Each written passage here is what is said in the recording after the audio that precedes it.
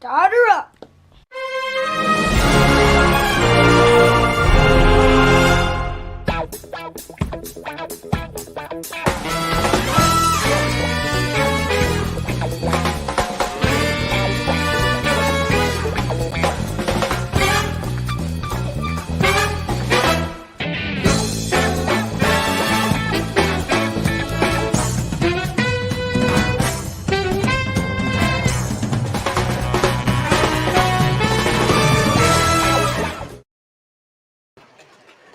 Hey everybody, welcome to another episode of GFW Trains. Sans GFW Trains.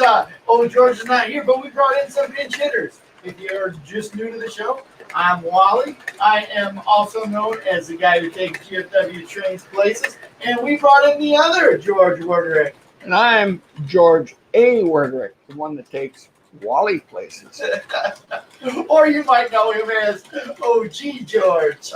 Right. He's the guy that takes me places, George. That's just kind of the way it works. Well, welcome everybody to another episode here of Fast Friday. And we're glad to have you here. We're glad that it's Friday. Kick back, relax, grab yourself some nice, smooth iced tea, and join us to talk some trains. Boy, it's really cool to have you here today, Dad. Well, thanks for having me. As a matter of fact, I always enjoy it, and I just was remarking to you a little bit earlier that it's kind of different for me to sit here and watch live what I'm doing when I can be sitting watching you guys and watching all the comments come over the thing. So it's an honor for me to be here amongst all the trains. And that's cool. That's cool. And if you're have never seen the GFW Trains Fast Friday, usually it's myself and my son George. And every once in a while, we get some guest appearances coming in here. And my dad, OG George, as we like to call him, or OG, he usually comes in on the stream and participates on the stream. We have 3 generations of train acts on here, GFW Trains Nation. So, we love it. And it's great to have you here in the studio today. Well, thank you for having me. It's a pleasure to be here, as always. It's always fun to get together with my kids and GFW Trains Worldwide Headquarters. Right. Over the Yes Railroads. Yes, Yes Railroad. Something about yes rings a bell. You want to give me $100? No, it's can I borrow this train, Dad? Or Grandpa, can I borrow this train? And how it works. And that's the YES Railroad, That's how it works. Yeah. Yes. Exactly. Well, hey, everybody. One of the things that we always do here on the street is welcome people through the door. And I'm sure that people who are just coming through the door looking at the screen thinking, where's old little George at? Where's GFW Trains at? Well, he is out on a special trip with his mom out in California. He went to Disneyland this week. We are all jealous. We are jealous. You know what the little twerp managed to do today? There is a ride in Disney World that it's called the Rise of the Rebellion. Uh-huh. And your son managed to snag 2 tickets on that. Not bad. This is when you go down to Disney World, we play that game down there, and you spend all that money to go down there, and you can't get on the lousy ride. They go out to Disneyland, and they managed to score it. Now, I will have to admit they did miss the first try around, but they got it the second try. So that's pretty good. If any of you guys go to Disneyland or Disney World and do that, and they're Star Wars freaks, like I think 90% of us are, right? Boy, it's worth doing. It's an exciting, fun ride. So. One of the things that we like to talk about from time to time, Dad, is that you went out to Disneyland when you were growing up, right? Right. I was out there my first time I was out there was, I believe it was 1955. I think it was the first year it was open, or second year it was open. I was out there 55, 57, and 59 visiting my uncle. And I think that first year, I'm not sure whether we went, it was 57 or 55 the first year that I went. So, but I was out there those 3 summers, and we went up there to Disneyland when it was first opened. And it was quite a thing to go there. It was really, after we had a big amusement park here in Chicago called Riverview, and it was totally different. It had 7 great big wooden roller coasters and stuff like that. and to go to a theme park where it wasn't like a carnival with big roller coasters it was just really neat things. Plus, they had that neat train running, the Santa Fe and Disneyland Railroad. So that's cool. We'll get back there in just a second. But hey, everybody just coming through the door, we'd like to say welcome. And we'll get you a whistle here. We always say hi. Happy Fast Friday. We've got 2 trains. Actually, got 3 trains running. We've got our cab forward. These are the same. We didn't get a chance to switch any out from last week. But we got our cab forward running. We've got our GG1 running with a congressional set. And that cab forward's got our reefer set. And we've got the 4449 pulling the daylight set. Those are our 3 operating engines. And we're giving whistles from the cab forward. So we're just getting people through the door. We've got Conrail 8098. Welcome to the stream. First in. Let's see who else we've got here. We have got Sean's Trains. And Sean's Trains just saying get over 1,000 subs. Oh, look at the next one. Well, congratulations on that. Look at the next one. And the next one is GFW Trains. GFW Trains. That's the out of the studio GFW Trains out there in Anaheim. How you doing, George? Thanks for tuning into the stream this evening. Thanks, George. I think I'm going to take a few trains home tonight. They're looking for a second home. Right. Home. We've got my wife, Bella Murdoch, who's also watching this.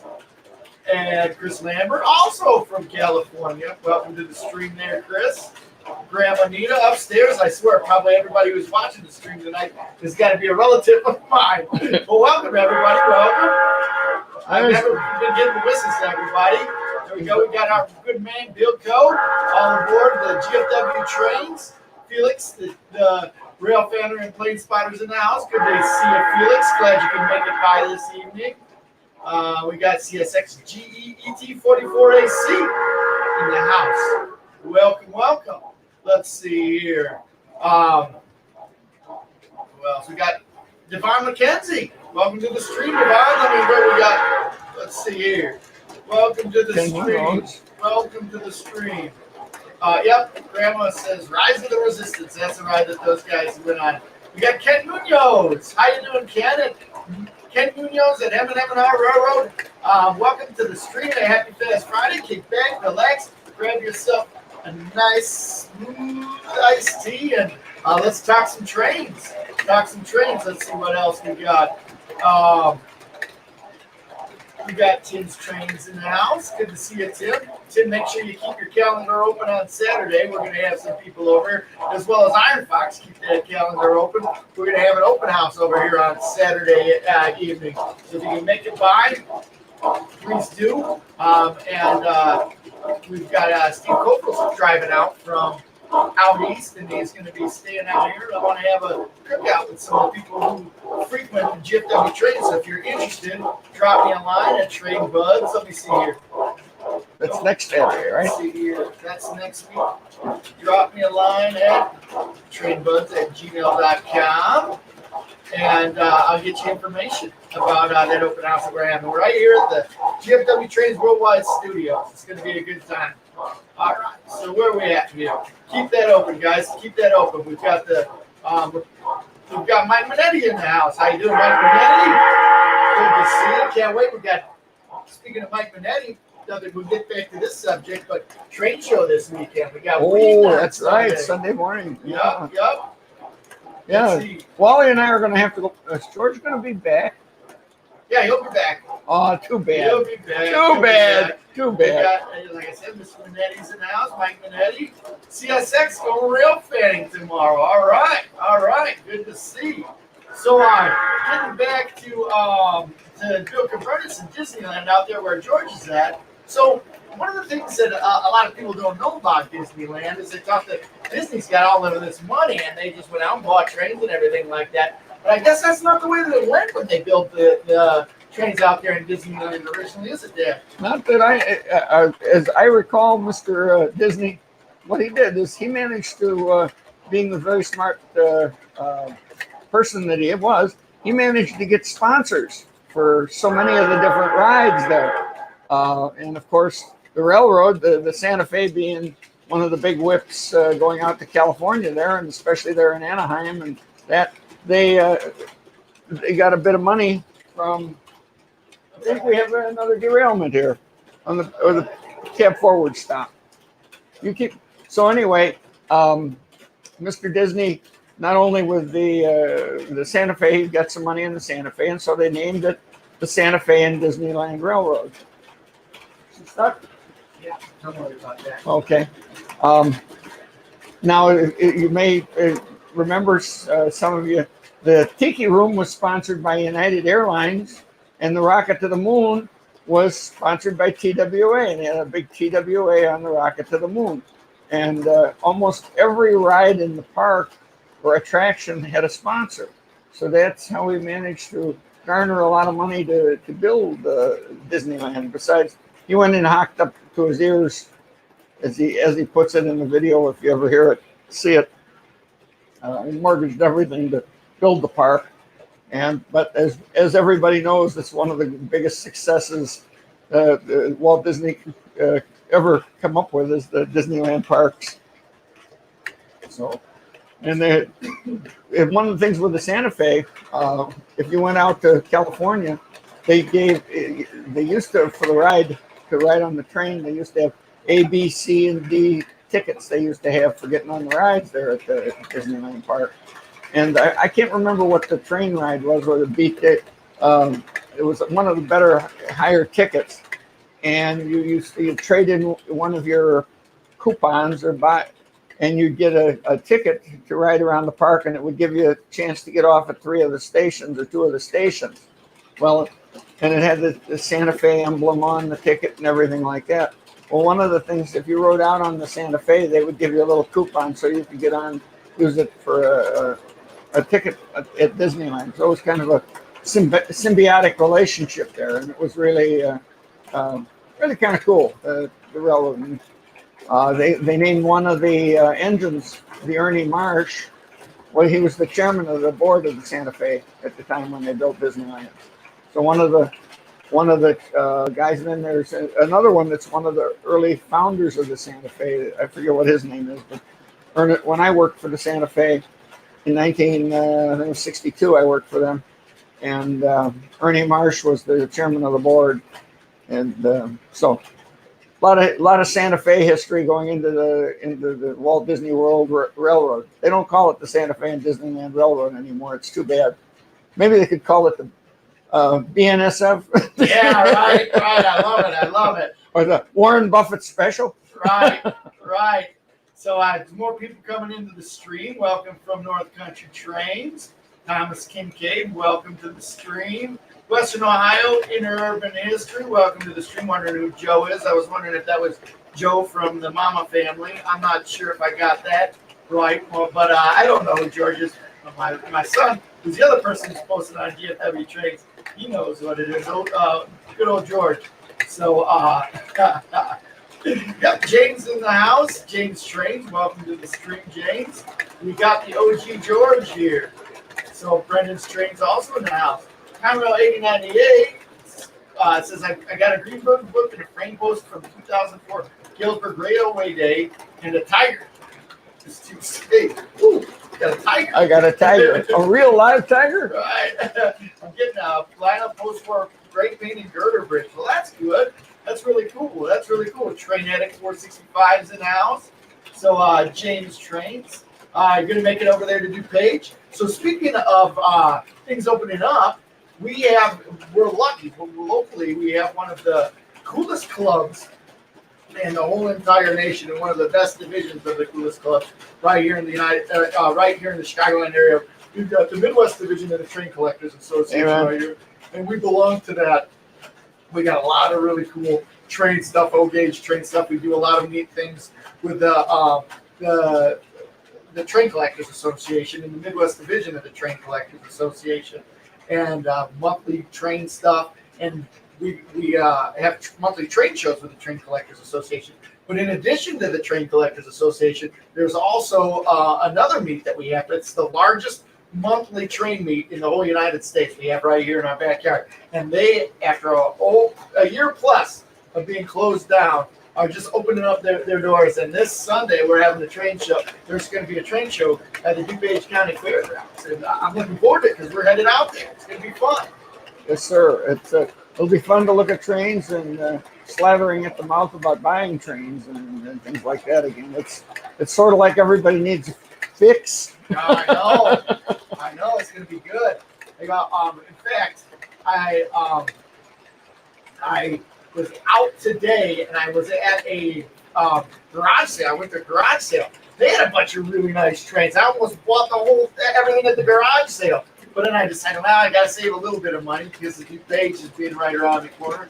Can't have both, but yeah. He doesn't tell you the real truth, though. He didn't have a pocket. He had no money in his pocket. Ran out of money. My wife and my son are out there in California spending all the money, so I'm being a miser on it. But there was some good stuff for all you Pennsylvania guys. They had a lot of really cool Pennsylvania stuff. K-line, scale Mikado. Good stuff there. They had a scale GG1, Mike's Train House scale GG1. Oh, they had beautiful Pennsylvania stuff. And speaking of Pennsylvania, Burnsy's scale model trains in the house. Welcome to the stream. Train Addict 465 is here. How you doing? We got Brendan's Trains asking, have we seen a Union Pacific 280? As a matter of fact, we have. That's a little consolidation, but consolidations always say that they're little, but those are some pretty big engines. Yeah, they're not small. Right. But we've got one, an old gauge one, and I saw one in person, and I can't remember where I saw that. I've seen the Union Pacific train consolidation, and I can't remember where I saw that at. We were up in Wisconsin, and we saw a consolidation up in Wisconsin, a static display, this last summer, which was kind of neat. Did we see the UP one when we were on a camper trip by the side of a I want to say station? We saw it when we were on the train somewhere, as a matter of fact. Like it was one that we saw at a stop when we were on the train. I don't remember, but we've seen it. And it's funny because the tank on those UP consolidation, or at least the one that I saw, was really shorter. It was a lot more compact than the one that the Lionel model uses here. So, yeah. And thanks for the reminder. Please do us a huge favor. Smash that like button if you're just entering through the door. Grab yourself some iced tea, kick back, relax. Let's enjoy some trains this evening. Do us a solid. Smash that like button because one of the things that happens is that we haven't been able to get on the interwebs every week like we were doing before. So we're going every other week. And we're trying as much as we can. So the more likes that we have, the more it gets out there to the algorithm for all of the people that were unable to come to the show. So, yeah. All right.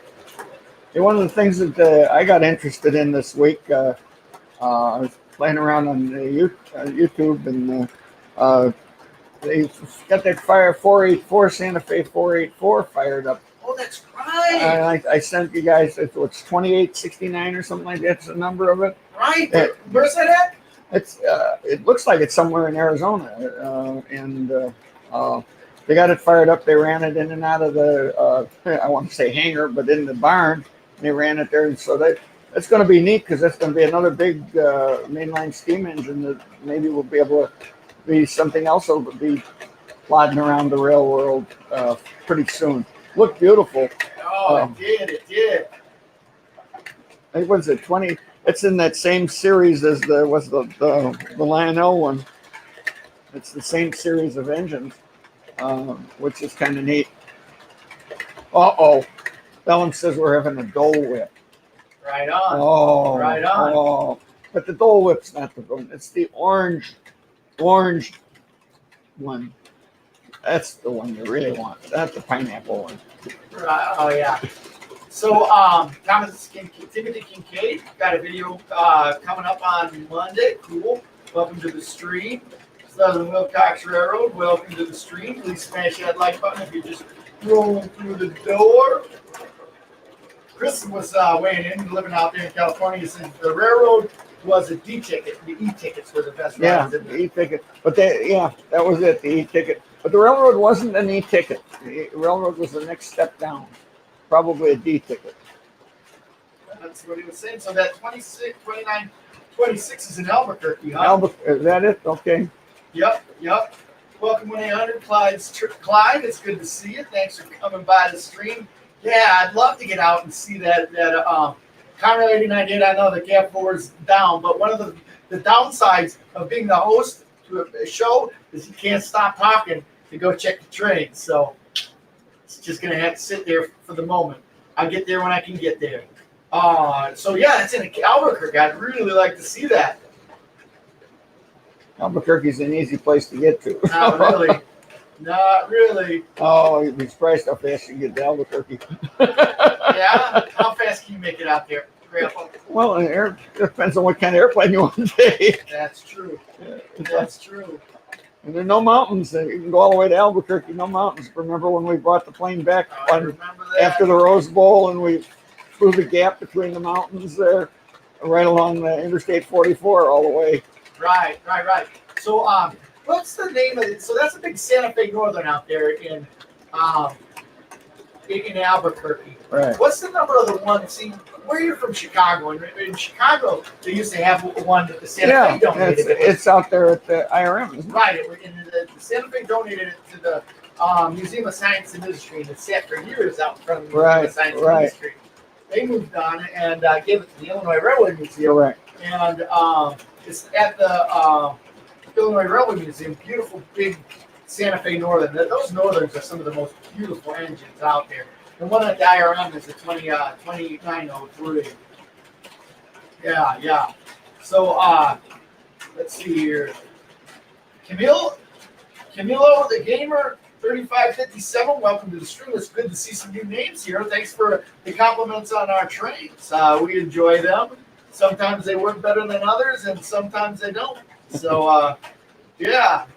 This is quite a layout they've got here. This has been a couple of years in the making, and it's really, really, really neat for some of you guys if you pay attention to it. What Wally and George have done. This is this new track. They've got the high-level track going around. That's new. This in the last 2 months that started. Yeah, but one of the neatest things about this layout is you can set up so many different trains. Over behind me here is like a setup yard for trains. It's a real nice freight yard there, and they've got a C&O passenger train there right now. The cab forward's stuck, and he's got a line of Midwest Division maxi stack cars. Say, by the way, any of you guys that like maxi stack cars, I know where you can get some of these at a really good price. They're really beautiful cars. You can make yourself a whole train of it. So if you have any questions about where you can get a Midwest Division maxi stack car, be sure and contact us. Well, there's a link down below for the Midwest Division's website, the Midwest Division, the DCA's website, and you can find information on purchasing those maxi stack cars on that website. So 4449 came through this area a couple of years back. Do you remember when that was, Dad? Well, didn't it come back when they were running it as the Freedom Train? Isn't that when it was here? No, it was here relatively recently, like 4 or 5 years ago. I don't remember. Okay. I don't. Well, yes, and remember when that came through? We're drawing a blank on that. And I seem to remember it because it was over in the West Chicago. I think this is the one that was over in the West Chicago yards. And we keep our airplane at DuPage Airport, which is right by the West Chicago freight yards there. And I remember there was one of the big steamers that was over there, and it was constantly smoking, lots of smoke over there. And that might have been when 4449 was there, because it wasn't the big boy. And then again, it might have been the Challenger when the Challenger was there. Challenger was over there a long time. Yeah. But the SP, depends on what railroads, who likes what train, what railroad lets them run into Chicago on. The Union Pacific kind of caters to their own equipment. Right. So welcome Ozark Midland and Southern Railway. Thanks for coming. I appreciate the kudos on the layout. Yeah, like we were saying, I've been working hard on it. Not as much as I would like to the last a couple of times here, but or a couple of months here, but we got that upper level going. I'm pretty proud of that. So good stuff. Um, James Train says, "Can I blow 44, 49 whistle?" Of course, I can get this here. I'm not checked out on this new stuff here. I'm still on the basic command control. This 44, 49, man, I'm telling you, it's got the coolest sound.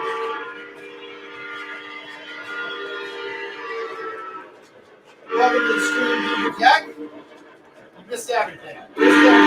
George is in little GFW Trains, George. He's out in California. We replaced him with OG George. He really talking trains. And actually, we got a little bit of a treat in a little bit, too. My mom's upstairs, and she brought a bunch of dining car china that she wanted to show everybody. So we're rolling down the street. I have her come down, and she's going to show some of her dining car china. Let's see here. Western Ohio Interurban Railway says Coke could be fast tracking McDonald's Sprite. Makes it stickier too. Never heard of that. I know that I've heard some people use some crazy stuff to clean their track off. Like using Coca-Cola or using I know or, Coca-Cola is good for taking rust off of bumpers. That's what we used to use as kids to take rust off of bumpers.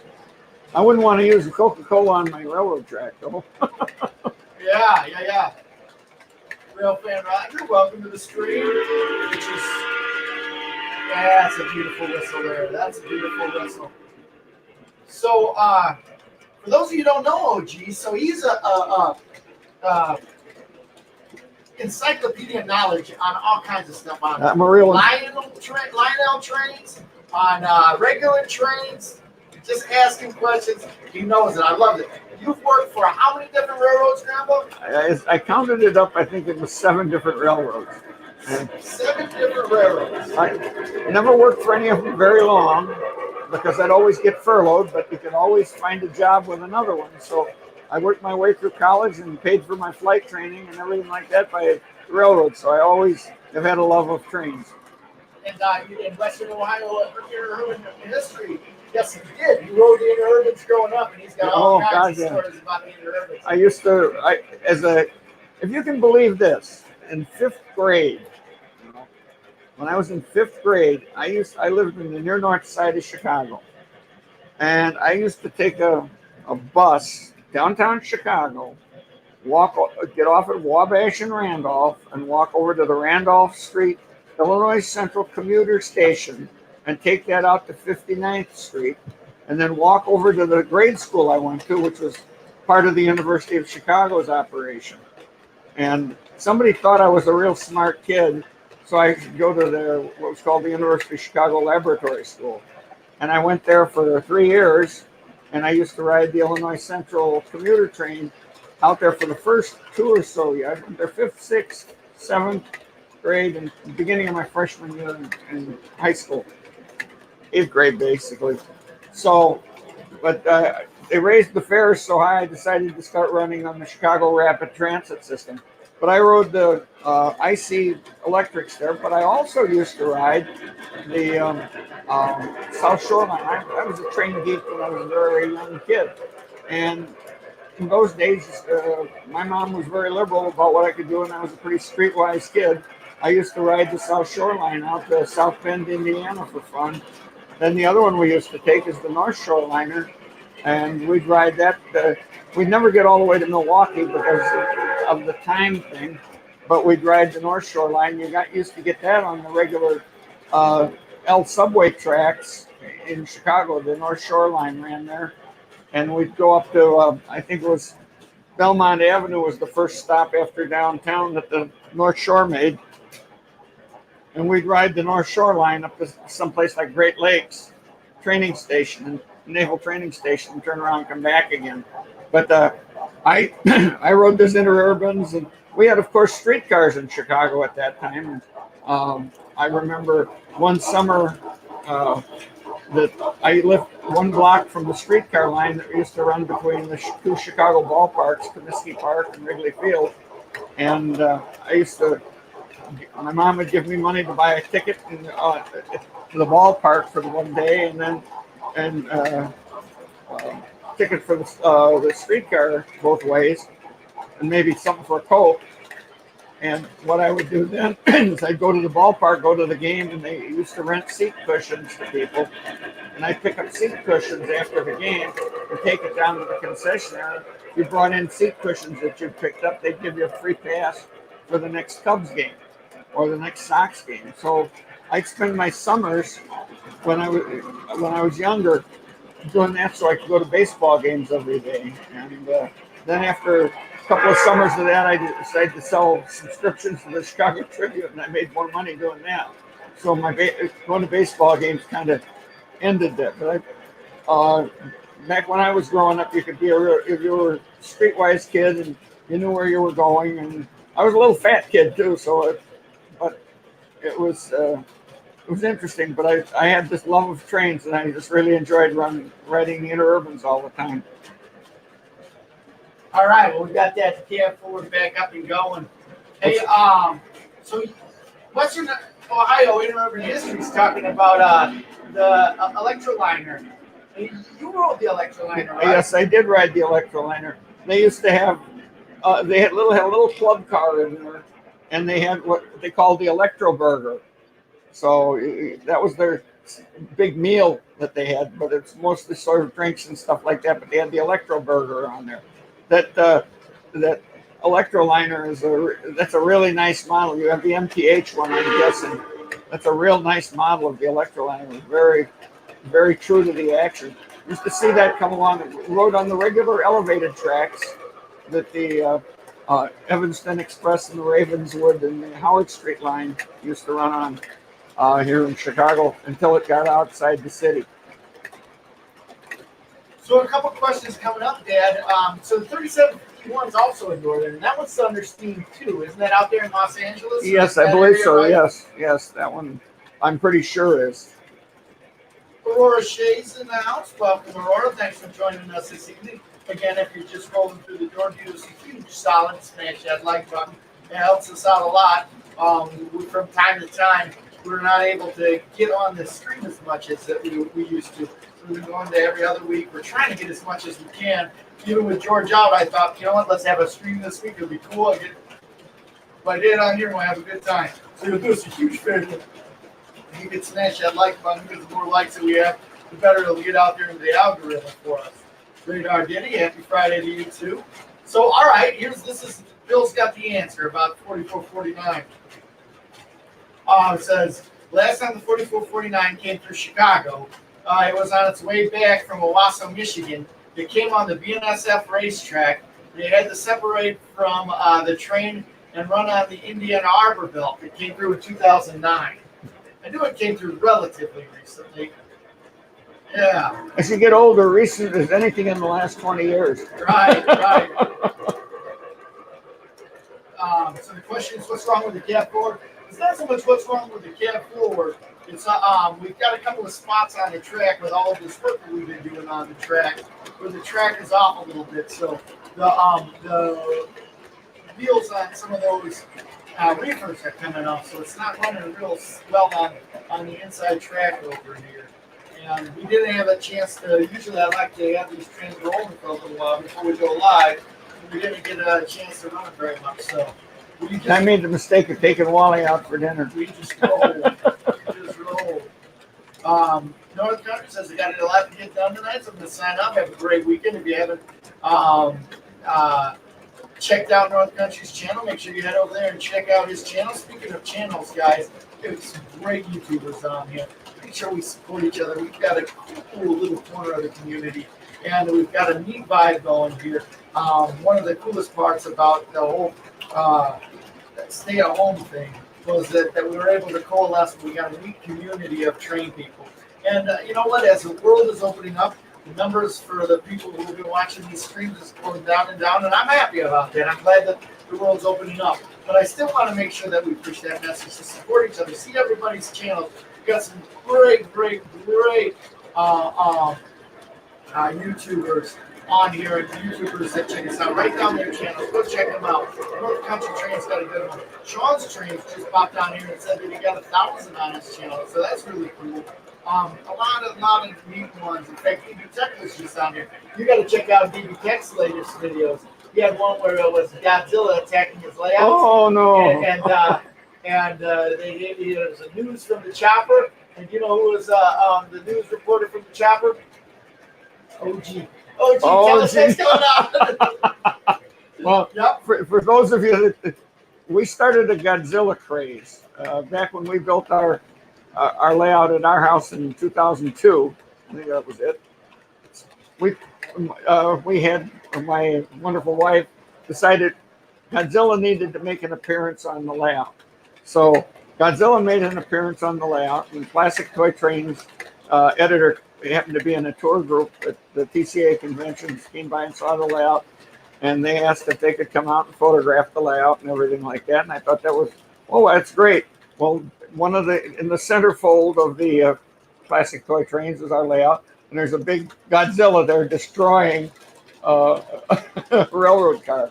Since then, we have seen so many layouts with Godzillas doing bad things to trains or just being there. So we like to think we started a Godzilla craze back there in 2002. And the more Godzillas you have, the better it is.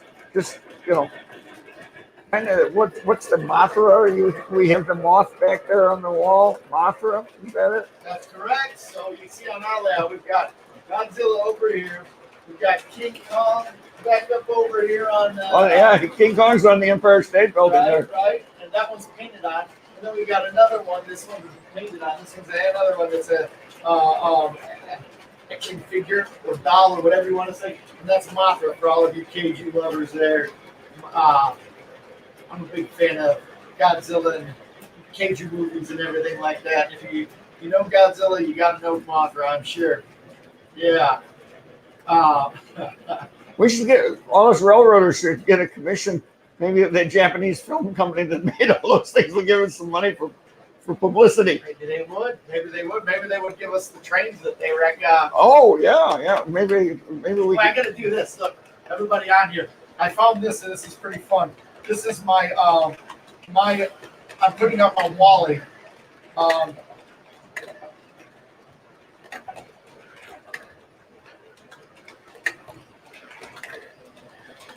I love this one, my PFD, if you can see it. I just put it up here. You guys, it's so small. But it's if you look at my PFD from this, it's Godzilla with a couple of train cars in his mouth. How about this one? Western Ohio Interurban History. Guys, help. There we go. You can see a little bit better when I put it up there. That's Godzilla with a couple of train cars in his mouth. Terrible mistake. I dipped the track in ranch sauce. No help. Yeah, I can see where it wouldn't have been much help. Yep. Ken, you're right. Got to have Godzillas. It's kind of like the unwritten rule. Got to have Godzillas. Because it's just an extra fit with him. Yeah, it's trying some trains. And trains.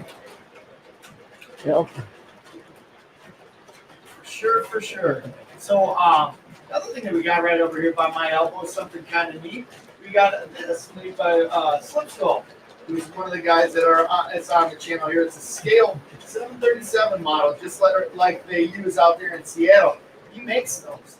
And this is a 3D printed model of the 737 here. Such a beautiful piece. He's selling these. And he gave us a model. Not this particular one. This is one that he made.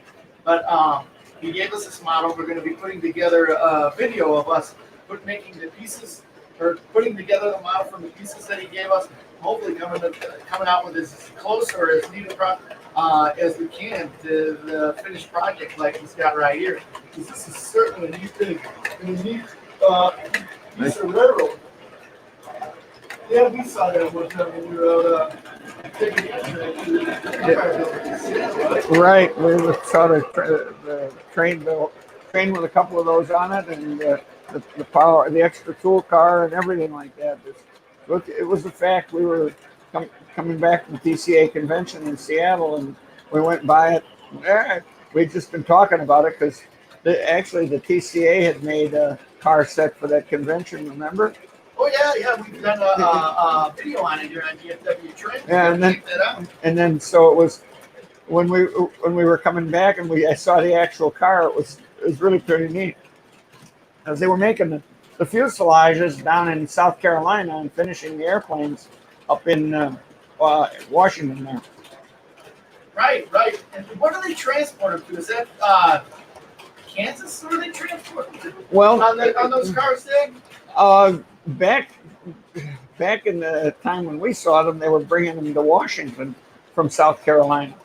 So they were bringing them to Washington, right, to finish off. Right. Now I don't know where they're doing all the finishing at that time, but at that particular time, they were still building.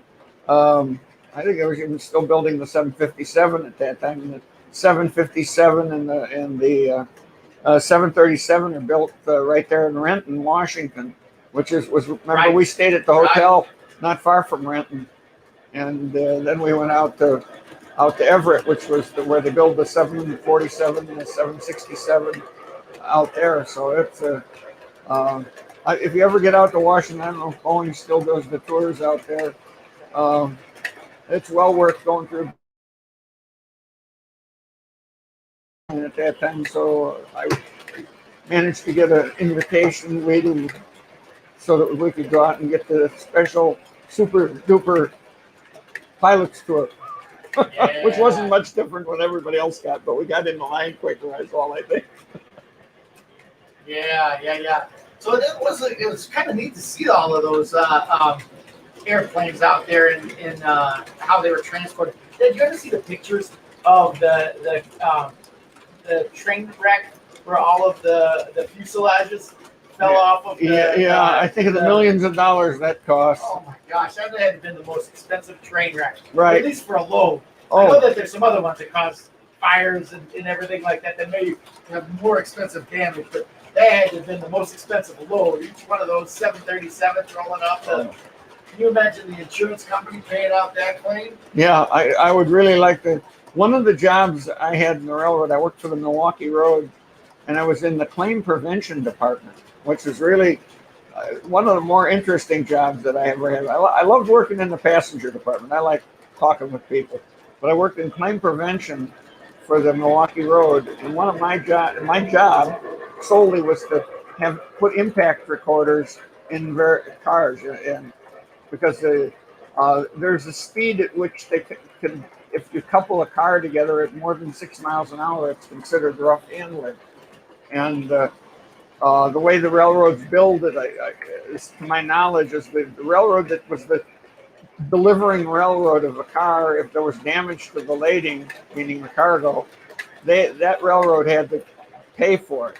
So the idea was, if let's say a car was or a cargo was shipped on 3 railroads, and you were the railroad that was delivering the thing, and there was damage, you had to pay for it, but it might have happened on one of the other 2 railroads. So what we did was we put impact recorders that had a clock in them with when the handling would have been rough.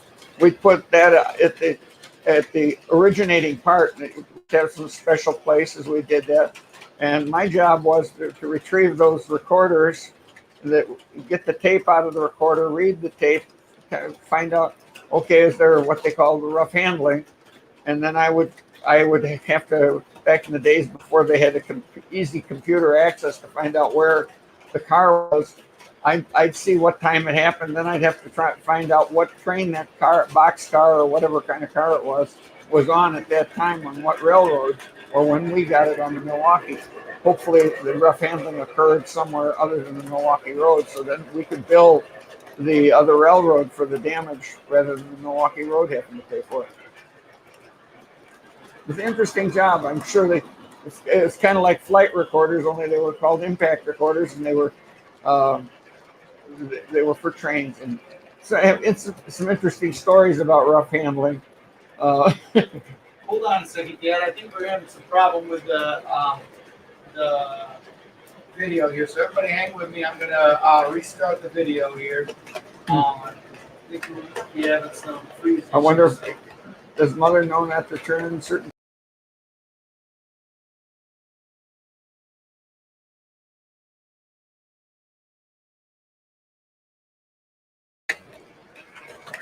try that, guys. Yeah, I saw the. I think we're back. Maybe. Hard to tell. We got any comments from the peanut gallery? We're really fuzzy.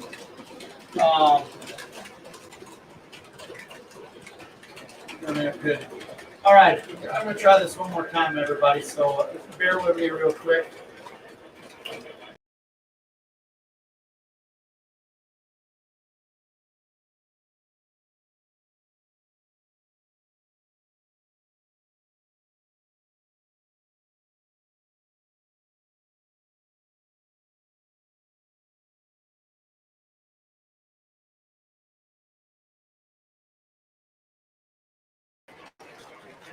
All right, let's see how this one works out.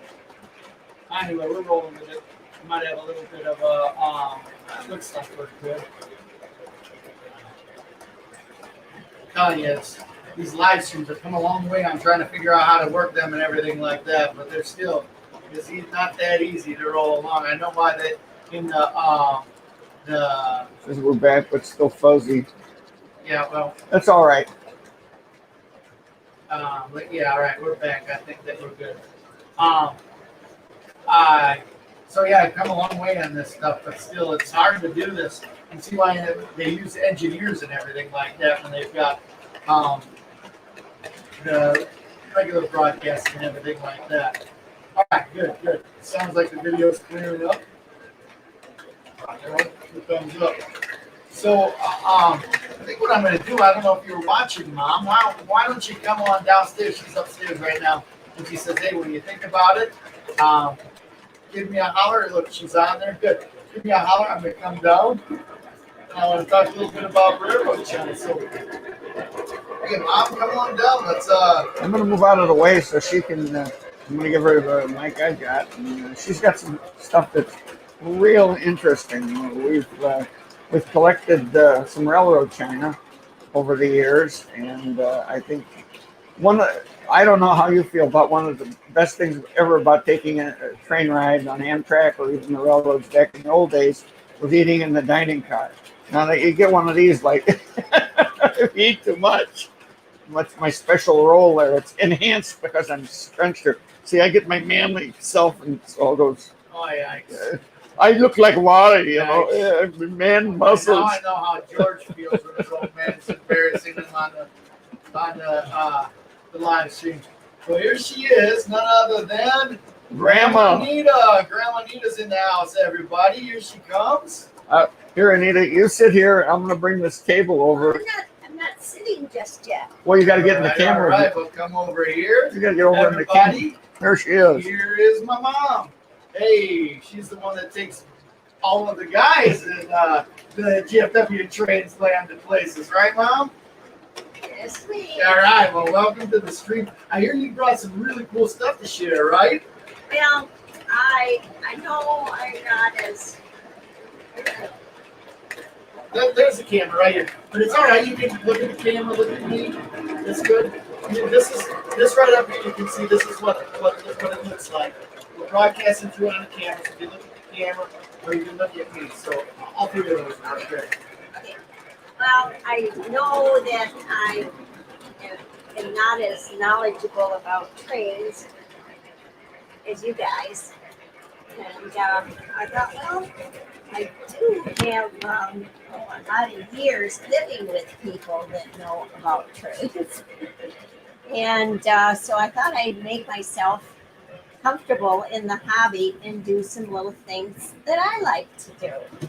And one of those things is, I enjoy a lot of it, but I have a dining car china collection. And So yeah, in the hobby, we all have our little aspects of the hobby that we enjoy. Where you go? Stay over there. well, What do you want? the box. Okay, that's why I put that there. Oh, Dolly, don't you just love life? So anyway, we all have our little part of the hobby that we love, and one of the things that out of all of the parts of trains that you picked up on. One of your favorites is the dining car China. Yes. And even stepping back from that, beyond dining car China, why don't you tell us a little bit about how you got into dining car China? Because I think this is kind of a cool story about how you were writing for the TCA newsletter. Yeah, back in the day, of course, every club has their monthly newsletter, and it was all about things that were kind of dry and strange if you were a woman. 2020 turbine, Yeah, 6464 Sentinel box car. yeah, with double something, and the other one had stripes and that stuff. Anyway, so I thought that maybe I could write a column that would be not only interesting to the fellas, but might also be interesting to the women that might be reading the newsletter. Anyway, moving along.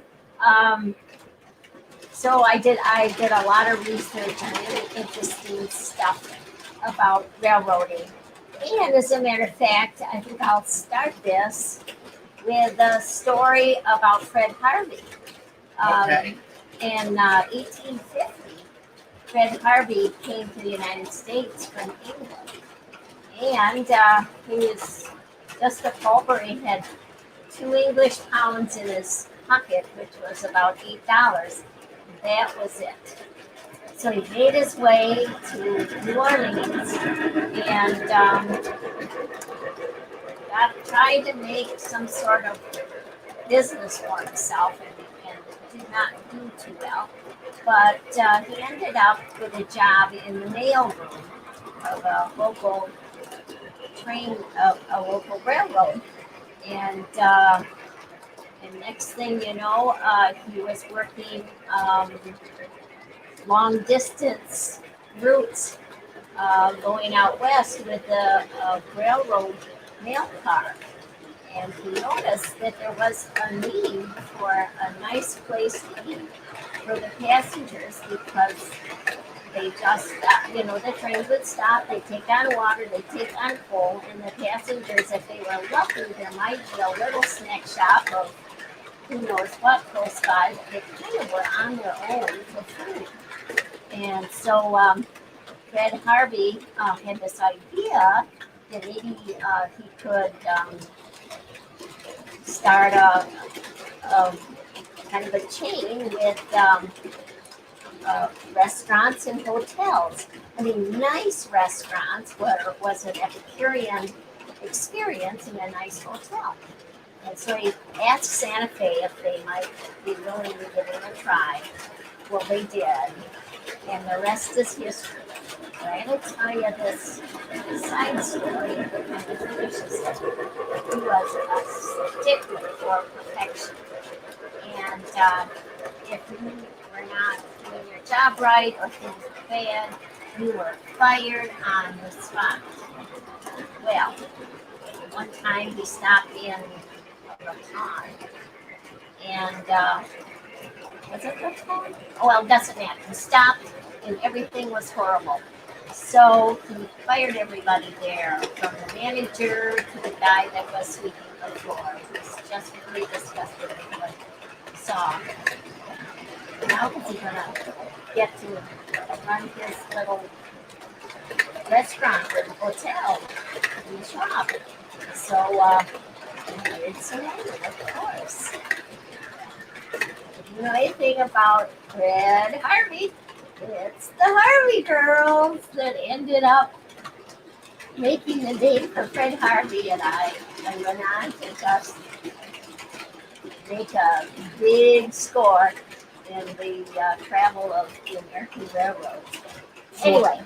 And for those of you that don't know it, along the routes of many of the railroads, there were restaurants and hotels, and they were staffed by the Harvey Company, and they were known for the ladies that would work there. They were called Harvey girls, and your grandma was a Harvey girl, or there was a movie called Harvey Girls, Yeah. and Judy Garland played in that. Yes. Your grandma was a Harvey girl. All right, and my grandma was a Harvey girl too. All right. Okay. So I have a box here of some china. And I thought we maybe play a little game. And I like that. Who's up for a game here, everybody? Everybody that's on here, who's up for a game?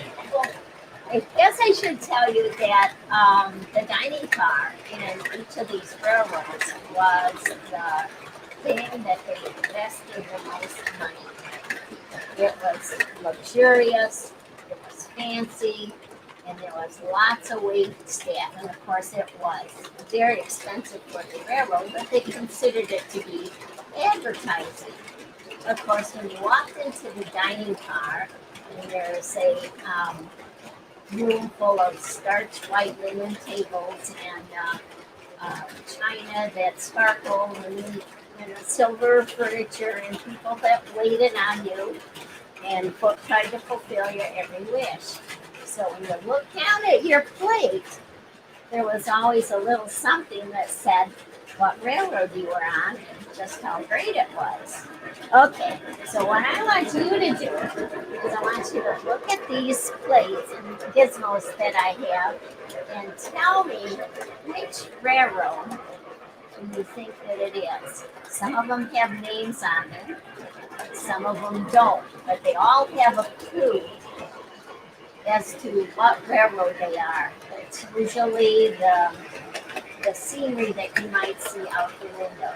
Okay, this one is an easy one, and not only that, it's big. All right, everybody, take a look at this. See if you can guess the railroad that this is from. I have to tell you, this is Indian art, Native American art. All right, everybody. Don't speak So we up. go dump, dump, dump, dump, dump, dump, dump, syncopated clock. All right, so without saying the railroad's name, what kind of china is this called? Membrano. Is that what you mean? All righty. All right, I gotta get it straight. All right, we got I don't know, but then Bilko. Woohoo! Santa Fe. Santa Fe. That's right. That's right. So this is Santa Fe china. It's called Membrano, right? Yes, yes. Who's on the super chief? And they use that on the super. All Very right. cool. Yeah. Thank you. 70. All right, so here we go. That's a good one. Okay. Bilko, you're winning 1-0. Yeah. This is All a good right. And I thought maybe I should bring some of these up closer. Here, I'll move the plate. Okay, now this is maybe kind of strange to us. I know when I first saw it, I thought, oh, golly. But think That's again. beautiful, beautiful. It is. It really, really is. And it's called a traveler. But I would say those are Canadian geese. And it looks like the Northland with those pine trees and maybe mountains. All right. And no Chris Lambert. It's not a bowl of says soup. Great Northern. No. Not Great Northern. Try again. Oop, oop. Ellen, it's no Fallon fair. knows. What do we think, everybody? I think this one's one of my favorite ones. I like the I do colors. too. I do too. And I'll give everybody a hint. If you know me, it's my favorite china. It's also my favorite railroad. Gotta agree with Wally. Mine too. We got So Conrail 8098. no one says moped. Let's see here. Bilko's changing his Canadian mind. National. Nope. Mule the Gamer, not that one. Close. Let's see here. The Canadian Goose Railroad. Okay. This is the Milwaukee All Road. Oh, but it's not Bellum, it's George. George says moped. That's not it. That's not it again. Oh, there we go. Woo! Milwaukee Road. Yes. It's not the Milwaukee Road. It's the Milwaukee Road. Milwaukee Road. All right. It's Traveler. Isn't it? Right. Yes. Traveler. It is a All righty. It's called Traveler, and that's a snow goose. All righty. Okay. All right, so next one. You guys are doing good. You're doing good. All right. Let's see. It's gonna have this. I wanted to show you this. This is just, we already guessed Traveler. Excuse me. Let's take it off. But let me show you this funny little thing. Ah. Okay, supposing you are having breakfast on the Milwaukee Road going out west or something, or maybe south. Your porridge or your oatmeal would come in this little covered bowl Oh, that's cool. to keep it from getting cold. There's that. And if you happen to order a hard-boiled egg, Turn that a little bit. So yeah. You're good. got That's that. good stuff. So let me tell you, your mom put that on the breakfast table for you. I know my children never saw that. Yeah. Aren't those cool, guys? This is. Well, wait. There's more. There's more. Under door number 2. Okay. Oh, not the big one. Or get forward. Oh my. I'll take.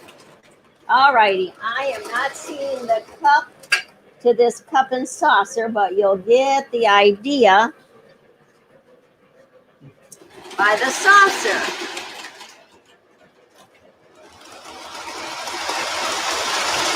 What do you think, everybody? Mountains, lake, pine trees.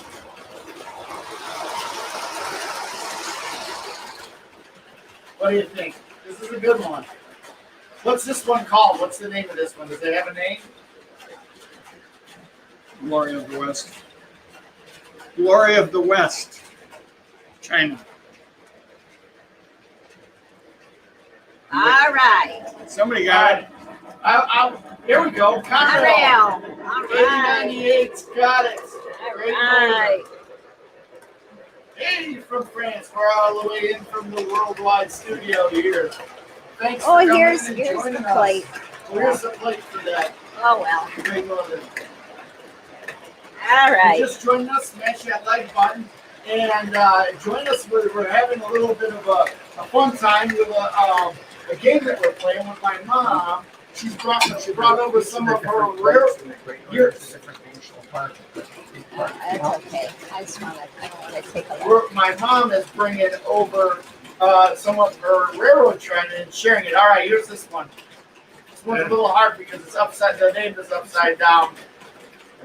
Amtrak, yes. We got that one. That one came out Okay, quick. wait a minute. Listen. Yes. Plastic Amtrak. All right. How about this one? Cute little teapot. This one I don't know. This one's just blue. Is there any markings on it? Oh. All right. This is a tricky one. It is also Amtrak. Oh, is it? Yes. I was just going to ask you, is there any markings on there that would indicate that it's a railroad? It's just you guys got it from the Amtrak. Yes. No. We got it from some of the. All righty. I'm not bringing this too close because it's a good All right, one. what's this one? This one's a good one. Anyone? Anyone? Bueller?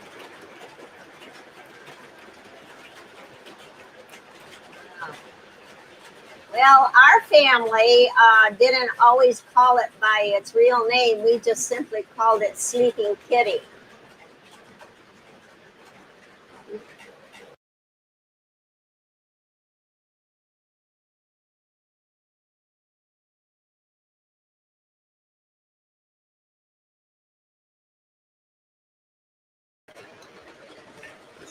I'm sorry. Nope, that's all right. Lost you for a second Okay. here, folks. We're back. So this one's Chesapeake, Ohio. Sleeping Kitty. Kitty. That's right. All Put it down over here, man. Or I'll take it. You got right. All righty.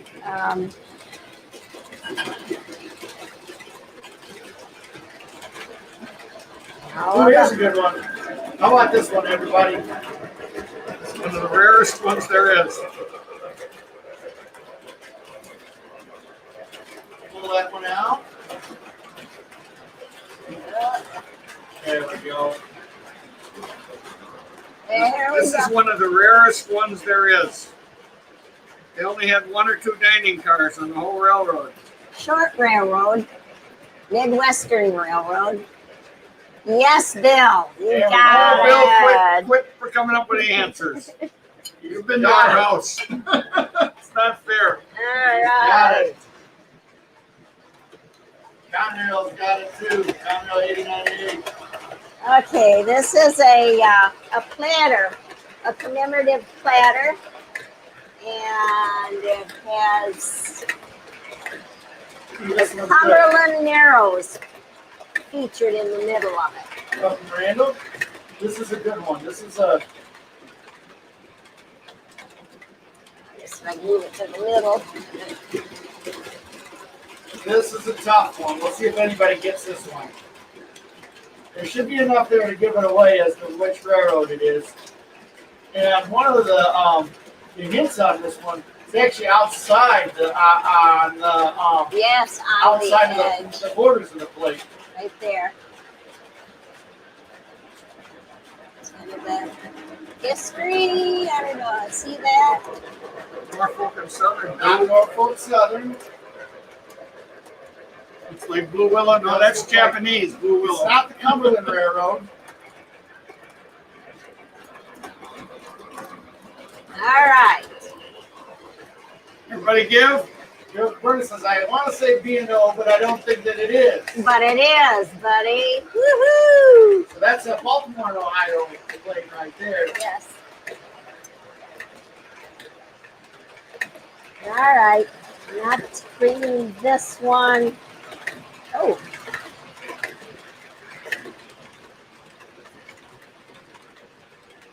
All right, what's this one? That's easy. So one of the questions that's being asked here, Mom, is where did we were able to find these beautiful pieces of china? same places that you find your trains at train shows. We have also railroad china shows in the area too, mostly at train shows. All righty, got Did they get that. it? I don't That one know. did. Okay, now this one. Show them that side.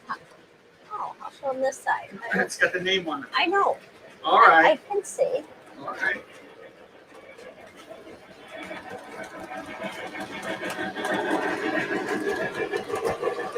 It's a little. Back a little bit, Mom. There we go. That's perfect. All right. It's a little cream pitcher for your cream that you might want in your coffee. That's right. We're getting it. Okay. Oh, man. All right. Just in the sleep. That was used in the sleeper cars when they frozen there. It was like I froze. No, not froze. I was frozen in the sleeper cars. Okay. So this one I have a large. I've got a bigger collection. This is the only one I could find in a very hasty moment. This right here, I'm having a hard time. Yeah, you're good right there. Yeah. You back off a little bit. You Eastern fellas must know this. Very popular railroad with a lot of people come on this show. What do we think, you? The name of the piece is Southern called, it's Pacific? called the DeWitt Clinton. Nope. Not Southern Pacific. DeWitt Clinton. Get on that Googler and find out Find out. Come on, we gotta have some guesses here. Popular railroad on the show. Not Southern Pacific. It's old timey now. Railroad's not there anymore. Union Pacific? No. So, Conrail 8098 says Union Pacific. Nope. No, Not a no, Union Pacific. no. It's not even a Not Pacific. Amtrak. How about D&H? Nope. No. Western Pacific? No Pacific in it. No Pacific in the name. It's the Eastern Railroad, right? Right. We had Doing that. good with the guesses. Keep them coming, guys. B&O? Nope. We haven't heard it. Rio Grande? Nope. Eastern Railroad? Eastern Railroad? God, I haven't heard DeWitt the Clinton. Maybe the guys have run out. all right, here we go. Pennsylvania? Pennsylvania? Nope. Good guess, though. But you're getting Frisco? some- No, that's Nope. We got a Rio Grande. Was it the Rio Grande? no. Eastern Railroad. Okay, tell us. Everybody ready for it? New York Central. New York Central. Ooh, that's a good one. That was a stumper right there. All right, this is pretty easy. Well, I'll tell when they get. I'll tell them the story about this one. Well, how about this one, guys?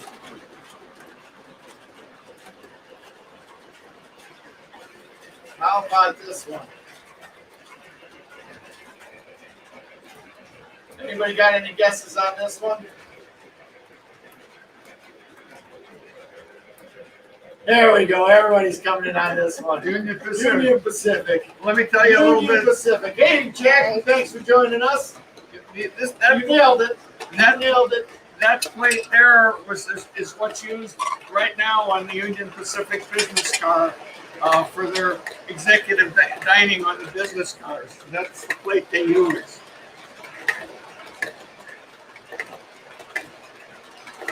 all righty. This is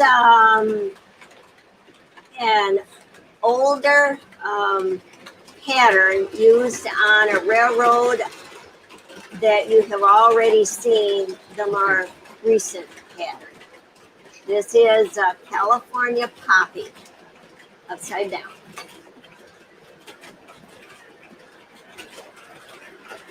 So it's a Western railroad. We have seen already a more modern piece of china.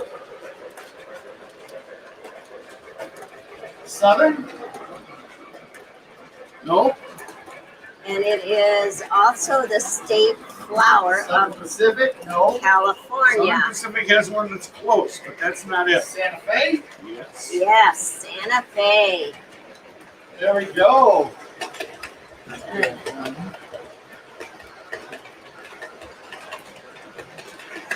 All right, this is called a curveball.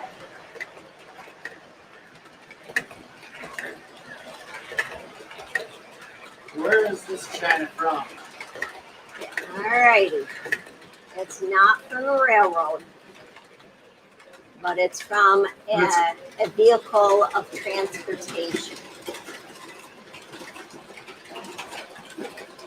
George gave this to me, and that's why I'm showing you.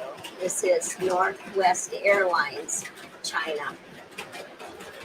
Yes. Notice it's small for those trays on your airline trip. Northwest Airlines right there, guys. Northwest Airlines on that China. Is that the last piece there? Yes, I'm going to tell you another story and then I'm done. Thanks for bearing with me. I thought that might be kind of fun That for was a change. fun. No, I love it. I love it. All that China's really cool because, you know, those railroads, they used to love to roll out those dining cars, and that dining car was kind of like the calling car for the railroad. Yes, it was. It was.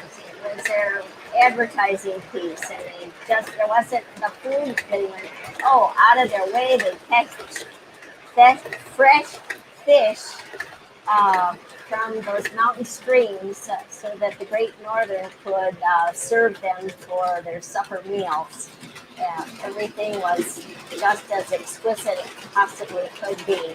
In fact, I remember one of the slogans that the Great Northern used, speaking of that, is that they used to say that the trout that you're eating on your dinner an hour ago was swimming in the stream. It's that fresh. Yeah, they would catch it, and the train would whiz by, and they would get those trout right there from the right out of the stream and give it to them. And a lot of times those dining cars were kind of a loss leader. They would lose money on them. Always a loss leader. Yeah, always a loss leader. Well, I have one more fun story to tell you, and then I'll let you get back to your train chat. And this one I thought was really, really interesting, and that I thought you might like it. The scale of American trains, I don't know what you call it, but it is the distance between one rail and the other is 4 feet, 8.5 inches. Now, it's a really strange number. Why did they just round it off to 5 or like an 8? Why do you think it was 4 feet, 8.5 inches? Well, this is why. They were colonized by the English. The trains in England were 4 feet, 5.5 inches. Their rails were 4 feet, 8.5 inches wide. And where did they get that number? Well, they got it from the early roads that were there in England. Where did they come from? They were the Roman roads. It was the Romans, the empire was all over the known Western world, and they built the roads. And where did they get 4 feet, 8.5 inches wide? That's from the ruts, from the countryside, the ruts that they would, farmers would use for their horses, and people would take their goods to town. Those ruts were 4 feet, 8.5 inches wide. Now, why would you think that all those things would match up like that? Well, it's this. Those early roads, the ruts, had to accommodate a horse. And they had to accommodate the width of the horse's body, side to side.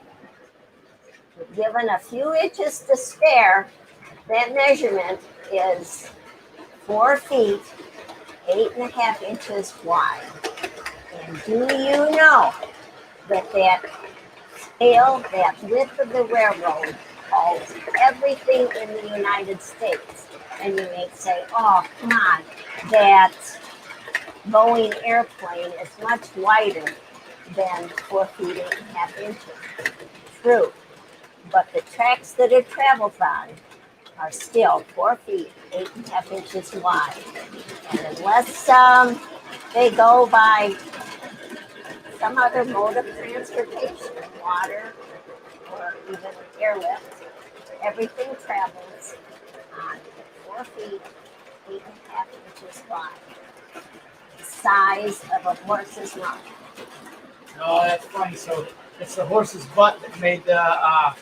Get it? Jeez, he's smart. Yeah. Look at that.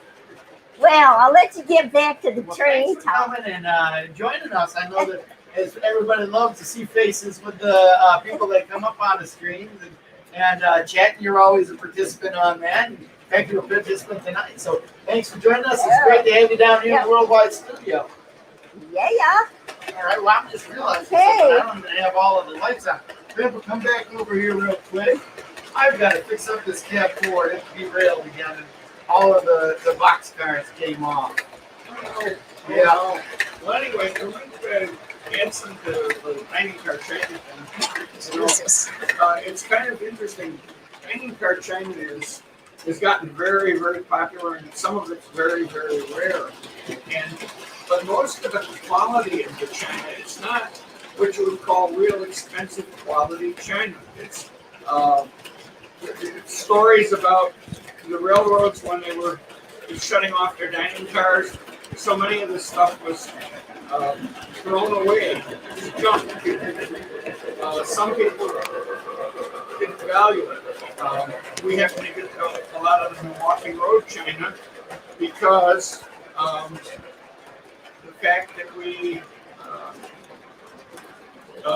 happen to know somebody that managed to save some. Let me get the microphone here again. They can hear you, Dad. Okay. So we got some of that Milwaukee Road China. I hate to say it, but I think the guy heisted it out of the commissary, and that was the first China we got. That was Milwaukee Road.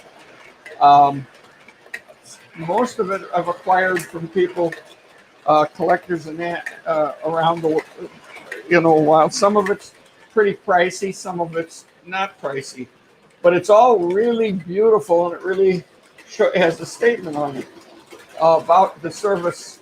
But one of the things I wanted to bring up is Anita brought the Northwest Airlines China. Now the airlines, not anymore, but back in the old days, they used to have very nice China. That piece of Northwest Airlines China is from the manufacturer Royal Dalton. It's made in England. And it's a very light, fine China. It's really a beautiful China. Ask your wife if they know, or wives or mothers, if they know about Royal Dalton. Eastern Airlines used to run a service called the Famous Restaurant Service, and they used Rosenthal China, which is really, really beautiful, expensive China made in Germany. Ask anybody about Rosenthal China. I know my wife has a set of Rosenthal China. It's a different pattern than what the Eastern Airlines used, but I remember when riding on an Eastern Airlines flight, they used to have this service that was called the Famous Restaurant Service, and they had this wonderful China, the Rosenthal China, Rosenthal Crystal. So that was still. Are we still going? No. So we have quite a bit of airline China. We have some Saudi Arabian Airlines China, and we have some flatware from Saudia, the Saudi Arabian Airlines, that has inlaid gold in it. Some of the flatware. It's some beautiful stuff, but airlines had some really beautiful fine China, so many of the foreign carriers. But Northwest used Royal Dalton, Eastern used Rosenthal, and others. I have quite a bit of Northwest China because they just phased out that service that's called the Regal Imperial Service. The one when Northwest Airlines bought Republic Airlines, who I work for, and they phased out all their fancy services about that time. And so that China was readily available. People that knew how to get it, and I had a co-pilot that was a China collector, airline China collector, and he's the one that got me started into airline China when I told him I collected railroad China. So we have some very nice. We have some China that was used on the Concorde. As I said, we have British Airways China. We have several foreign carriers that are really pretty, but our favorites are the railroad China. And if you're old enough to have ridden in the dining cars of the railroads of the old times, the diners, eating in the diner was something super special. I can remember my earliest trips as a kid on the train, going in the dining cars, and just absolutely the food was wonderful, and sitting there as the trains go by, it's really great. I read now that Amtrak is finally on the Western railroads put back their service, nice dining car service again. They went to something that was designed.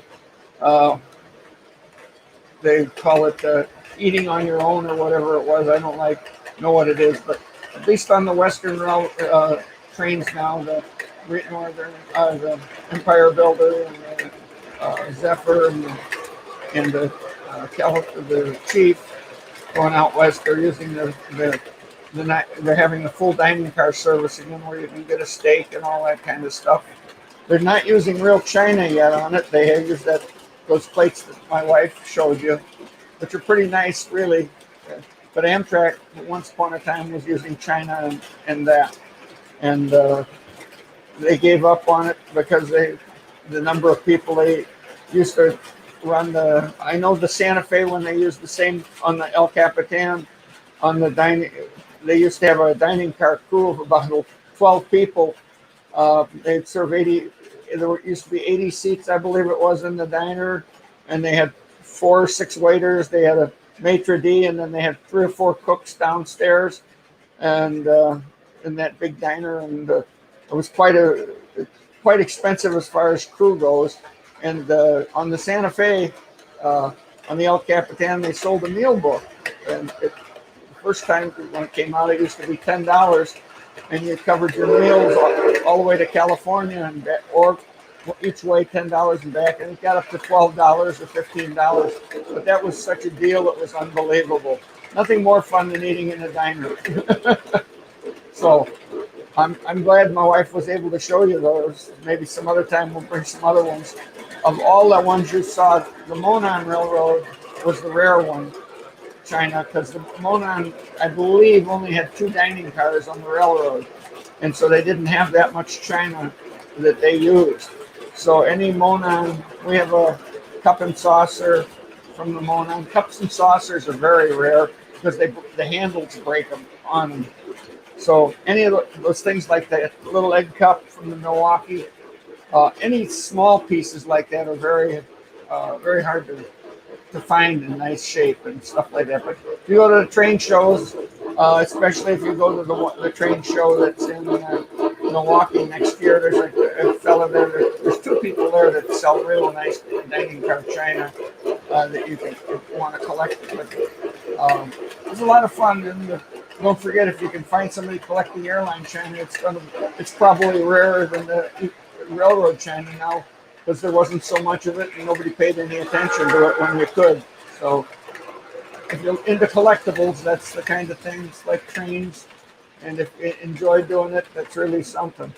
I see Wally's really switching things up right now. I think the cab forward with its freight train is going in the barn for a bit, and I see a little Malay coming out with a C&O heavyweight passenger car. So I think we're going to get a little change up on the railroad here today.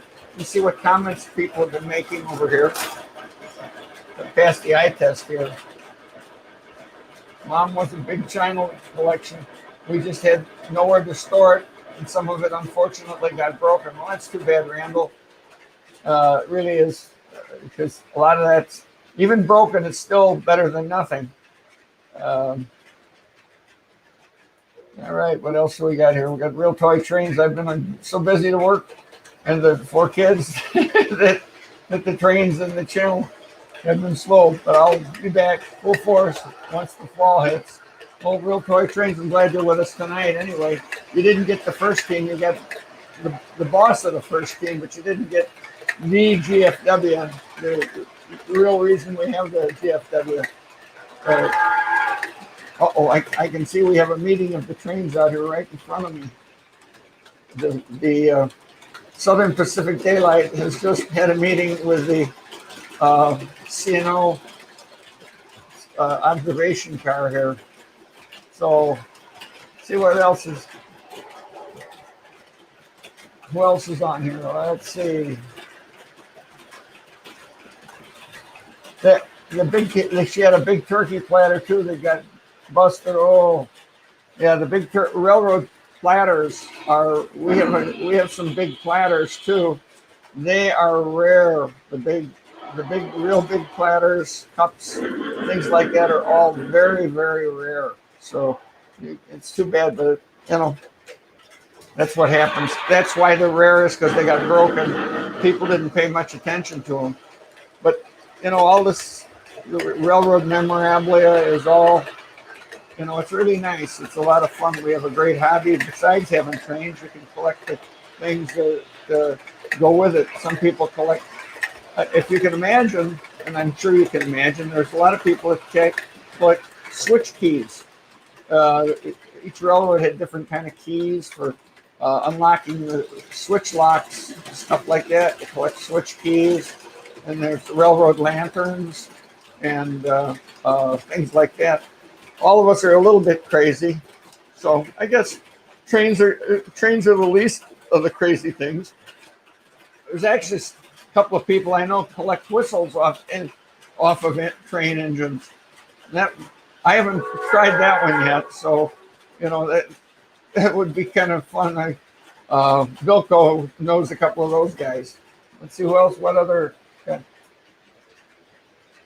DB Tech? What post-war engines do I have? Are you at DB? Are you asking me, George, or is that for Wally? For you. Okay, DB. That I have in the post-war era. I have about everything Lionel made. I've got all the F3s, all the different paint jobs in the F3s. I have all the little Jeep engines except for one of the Chesapeake and Ohio, the Sears. I think it's a 2367 is the number. That's the only one I don't have in the little Jeeps. I have in the NW switchers. I have the all of the older frame, heavy frame ones, the cast frames, and several of the variations. There's the Santa Fe, the CNO, and the Seaboard, and there's about 4 variations to the Santa Fe, and there's 2 variations of the CNO, and I actually have 3 different Seaboards, and I think there's I actually have 4 because I have one that's got a bell in it that's not supposed to have a bell in it, but evidently got a bell in it because it was produced after the bell ringers were out. But I have the 4 different ones. There's in the Seaboards and the steam engines. I have the original 1950 773. I have 726 Berkshire from the 40s. I have several of the 166 variations. The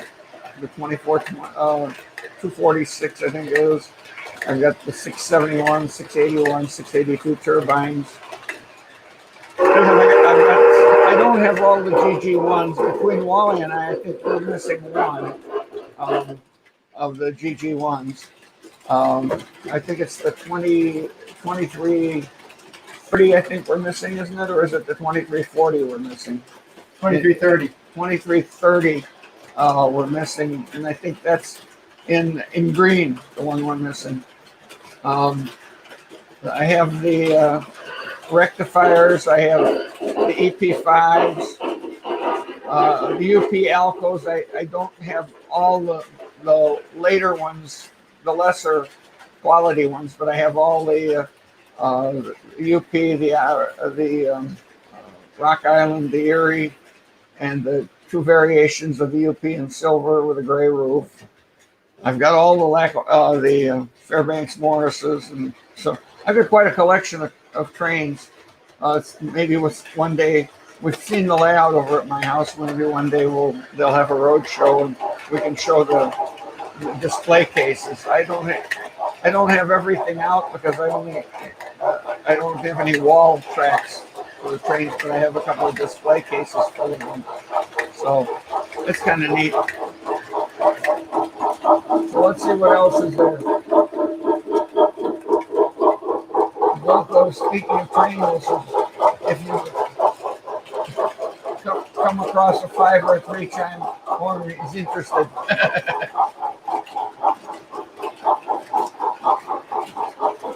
Let's see who else is talking. I have a 2065, 2025, 2026, 2 of them, 2034, 1666 to 1684. That's a good ones to start. Those are you have a nice collection of those without going broke. You're gonna need a 2046 in there and a 2055. Wally's really chasing them down. Then you get the old gauge versions of those that have the 3-digit numbers and the same engines. We are having a Train Masters. I think something got pushed off the track there. Uh-oh, we are in trouble. I should turn the show over to Wally again and see if I can figure out what's off the track. Wally? Okay, Wally's got it. So,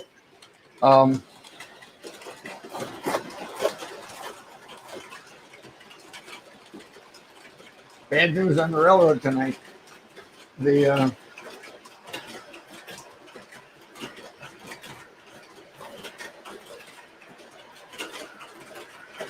lost for words here. Wally, I showed no crossing this locomotive during his Monday stream. There we go. Well, he's got the trains running now. We're in good shape. I think what he's trying to do is switch the trains around here. This would be a good topic for a show here. Yeah, why not to have PFE reefer trains? Uh-oh. You're talking, George, did you hear that? Why not to have PFE reefer trains? This is not good, because we like PFE reefer trains. I don't know. Wally doesn't like PFE reefer trains. I like them. So does George, especially when they're 20 cars long, right, George? You on there still? So, see what else we got for comments. Upper level is working good, that's right. So nice to have, oh, thank you. Ken, it's a pleasure to be on too. I always enjoy being on the stream with everybody.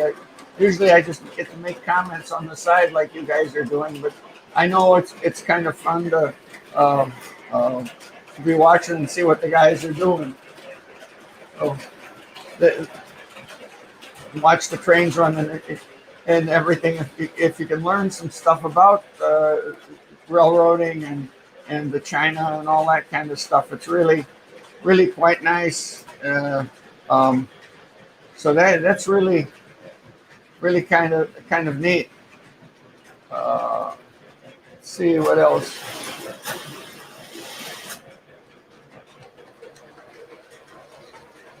There you go. Uh-oh. Wally needs a break. We gotta get some iced tea for the poor guy. How about it? Well, he's got the SP passenger train running, and he's got the Pennsylvania. I can't get the darn Which one? Let's see how we're going. This Chesapeake and Ohio is sitting over there. There he goes. Fear not, the little old Malays run good. It's using the low-tech stuff. All right. So now we have to, Wally has got to relax. And I'll let Wally talk and get back into the stream of things. You've listened to me gabble along here for a while. So what do you think, guys? Well, I think that's really cool that that you've got all those old trains. We're gonna have to make it over to your house. Oh! Relax. Relax. Oh Lord. The dispatcher screwed up. We got too many switches on the layout. Too many reefers. Don't get them all worked out. So for those of you that wanted to see what the inside of my head looks like, there you go. You just saw it there. Ah, yes.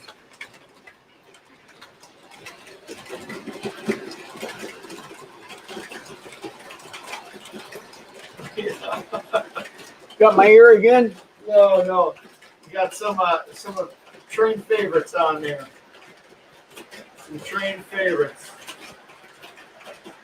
Yep, I hit the double crossover on that one. You probably just were able to catch that.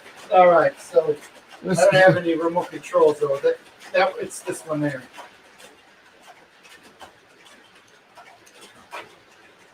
It's all shown in red. I know. It's got to be green.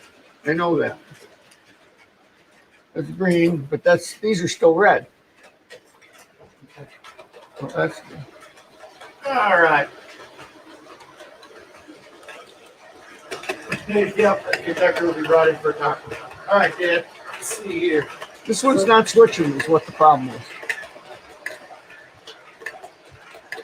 Use the 5-finger switcher. There it goes. Now you're green, green. Get back on TV, Wally. All right, everybody. So another cool thing we got coming around the corner here is out at the Fort Wayne Railroad Museum, they're firing up for their annual open house. And as part of that open house, they allow people to take the throttle, the old 765. So myself, OGFW Trains George, and OG will all be out there in a couple of weeks driving the old 765. Got it all speed up, and we'll be checking it out. It will be really good. I'm really excited about that. How about you, Pops? Oh, I can't wait. I've always wanted to drive one of those big steam engines. That's, George and Wally built those little steam engine, which is really a lot of fun. I've got a little bit of time behind the throttle of that one. But given the chance to, I just like to sit in the cab and run it myself. And it's going to be a lot of fun. When's that? It's the third weekend in August, right? We're going down there. Yep. We've got to figure out whether we're staying in a hotel or the motorhome or what we're going to do. Yep. Well, we got those. We got a hotel room there, so hopefully we'll stay in that. Unless you want to bring the motorhome down there, and that'll be a fun time too. But so I'm curious, having driven the Bill's train, how similar, how different it's going to be than that one. Yeah, I would imagine that that 765 is oil fired, isn't it? Or is No, it? it's coal fire. It's a coal fire. They say you can pay a lot of money to shovel coal. Right. There we go. On time, on schedule now. I think I got both of the trains coming. Actually, what happened to him is when he threw on the double crossover here, the one of the switch motors didn't throw to the straight. So that's what happened. All the fancy stuff. Actually, I know just about everybody when you talk about, we always have problems with the railroad, and it's always when you're showing it off. This is a pretty flawless railroad as far as things go. I've been having a little problems with it. One rail joint over there with all those reefer cars, but for the most part, this is a pretty flawless railroad. You can sit here for 2 hours, and not have anything go wrong. Today just has gremlins, I guess. All it takes is like when we just had this accident right here. The switch was the panel showed it being green, but the one switch in the two was not green. It was red, so it was not working right. Right. So the layouts. It's always fun when you build a layout, trying to get it tweaked and get it running right. Sometimes it runs right, sometimes it doesn't run right. When you get it going. I know it took for yours. We were able to kind of get it dialed in after we got it set up real nice, and then we got it dialed in, and it kind of ebbs and flows about how it works sometimes and how it doesn't work other times. And I know that everybody else is who's got railroads knows that sometimes you get it running like clockwork. Especially when nobody else is there. That's when you get it running perfect. And then when you have a bunch of people over at the house, everything goes wrong. The thing I found when we built the railroad, we only had one big articulated engine that was the B&O EM1. And with the Gargraves track, it's just like real track. And the heavy engines, so over the years we've gotten more and more heavy engines. I've been running trains on that same layout now for 20 years. And some of the little uh, track spikes loosen from time to time. And I'll have a rail come up and I get a derailment. So just like the real railroads, I got to go out there and see what's going on. That's what Wally's got a problem on a corner over there. One of the rail spikes is kind of loose on it. So it's got to be tightened down. But yeah, and the switches, they're always got gremlins to them. I have Super O switches, a couple of parts of my layout, and they are no end to headaches. Oh yeah, those Super O switches. The train layout that you had before this one, Yeah. it was all Super O. Right. And that one, I remember it just used to drive you crazy. Yeah, it was a nice layout. It was really a fun layout, but it was an aberration of O22 switches and Super O switches and Super O track and O22 track or O gauge track. So, but it was a lot of fun. I've always said a bad layout is better than no layout, and I had fun running it and everything like that. And it really had to do a lot of talking to get me to tear it down and build the new layout. But I'm sure glad I did. Yeah, I am too.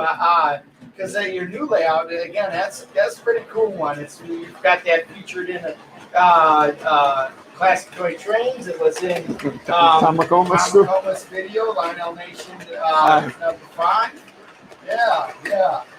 We're gonna have to do a remote section, maybe one of these upcoming GFW trains. Head on out there to Bartlett to see your operation. Yeah, get it on the live stream. Love to have you all as my guests there. You can see my operation. You can look at my messy basement.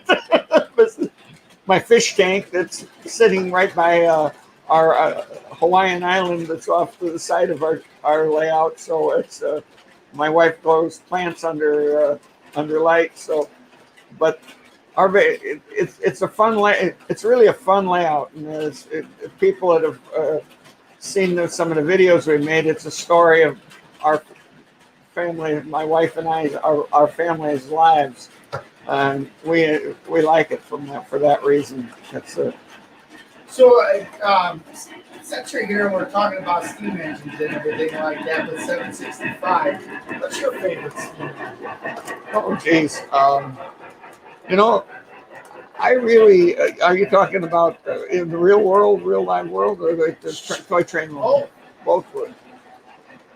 Well, since in the real world, I haven't seen that many of them. The Big Boy, of course, is just lights out. How can you not like Big Boy?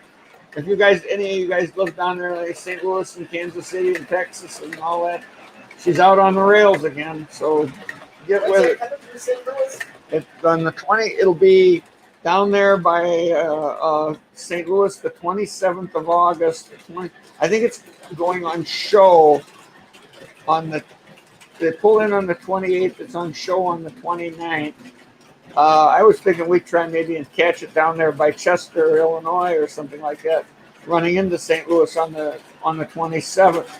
The one I really like the case, but I don't think we could do. It's going to run on the track from St. Louis to Kansas City next to the Missouri River through Washington and Herman. We could race it down the Missouri River. Oh my gosh, that would be cool. Wouldn't that be neat? See it on the Missouri River.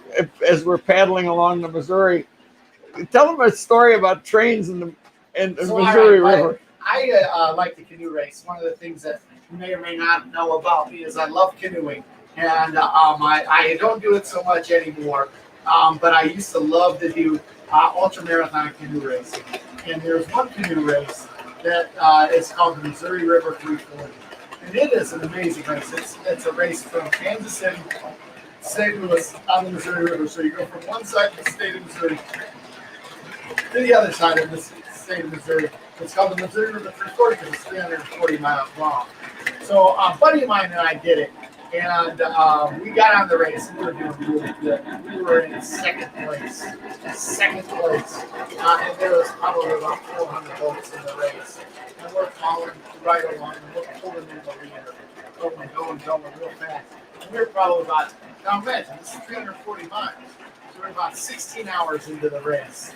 And my buddy started to get really, really tired. He couldn't stay awake anymore.